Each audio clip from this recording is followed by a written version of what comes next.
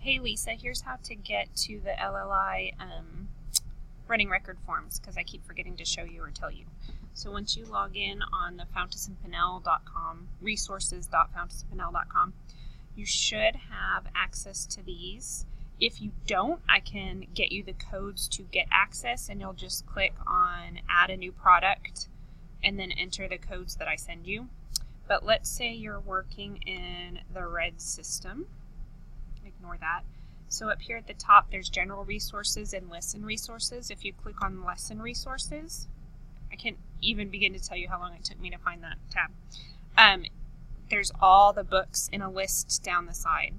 So you're going for each of the even numbered lessons that you're supposed to do a running record, or that you can do a running record on. There is the recording form with, I think it's just a piece of that book, but it's like the right size piece to get an accurate record. So yeah, you just click on recording form and you can print those from there. I hope that helps. If you have any questions, let me know.